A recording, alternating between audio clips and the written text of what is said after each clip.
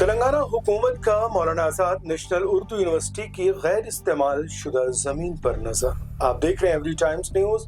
نظر ڈالتے ہیں خبر کی تفصیل پر۔ تلنگانہ کی کانگریس حکومت نے حیدرآباد کے مختلف تعلیمی اداروں کی زمینوں پر قبضے کی کوشش کے بعد اب مولانا آزاد نیشنل اردو یونیورسٹی کی قیمتی زمین پر نظر جما لی ہے۔ مولانا آزاد نیشنل اردو یونیورسٹی کا قیام 1998 میں ہندوستانی پارلیمنٹ کے ایکٹ کے ذریعے عمل میں آیا، جس کا بنیادی مقصد اردو زبان کے فروغ، تحقیق اور معیاری تعلیم کو فاصلاتی اور روایتی دونوں طریقوں سے فراہم کرنا ہے۔ 1998 میں ریاستی حکومت نے حیدرآباد اربن ڈیولپمنٹ اتھارٹی سے منی کونڈا ولیج کی 200 ایکڑ زمین حاصل کی اور ابتدائی قبضہ یونیورسٹی کے وائس چانسلر ایم شمیم جیراج پوری کو سونپ دیا تھا، جو اردو یونیورسٹی قائم کرنے کے لیے مرکزی حکومت کی طرف سے مقرر تھے۔ اس زمین میں یونیورسٹی نے 150 ایکڑ پر عمارتیں قائم کی، جبکہ 50 ایکڑ زمین خالی اور غیر استعمال شدہ رکھی گئیں۔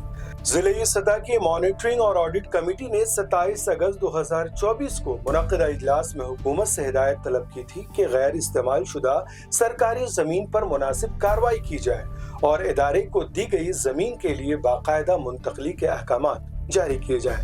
اس کے بعد 4 اپریل 2025 کو chief commissioner of land administration نے حکم دیا کہ مانو سے 50 ایکڑ غیر استعمال شدہ زمین واپس حاصل کی جائے تاکہ اسے عوامی خدمات کے لیے استعمال کیا جائے۔ کانگریس حکومت کے اس اقدام نے سیاسی بحث کو دوبارہ جنم دے دیا ہے۔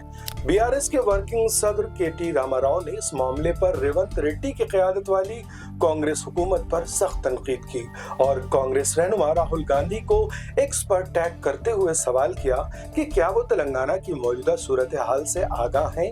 کنچا گچی باولی کے سابقہ تنازع کا حوالہ دیتے ہوئے کے ٹی آر نے الزام لگایا کہ کانگریس مانو یونیورسٹی کے معاملے میں وہی غلطی دہرا رہی ہے۔ انہوں نے کہا کہ زیر بحث 50 ایکڑ زمین مستقبل میں تعلیمی بلاکس، ہاسٹلز اور نئے کورسز کے قیام کے لیے مخصوص ہے اور حکومت کے اس اقدام سے طلبہ کے مفادات متاثر ہو سکتے ہیں۔ وہیں اس معاملے پر مولانا آزاد نیشنل اردو یونیورسٹی کے طلبہ نے کانگریس حکومت کی یونیورسٹی کی 50 ایکڑ زمین حاصل کرنے کی کوشش کے خلاف احتجاج کی کال دی ہے۔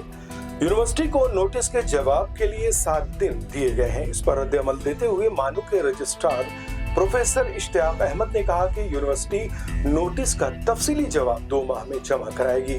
تلنگانہ کانگریس حکومت حیدرآباد یونیورسٹی کی تقریباً 400 ایکڑ زمین کنچا گچی باولی میں قبضے کی کوشش کے بعد اب مولانا آزاد نیشنل اردو یونیورسٹی کی قیمتی زمین پر نظر جما رہی ہے اور اس کا جواز قواعد کی خلاف ورزی بتا رہی ہے۔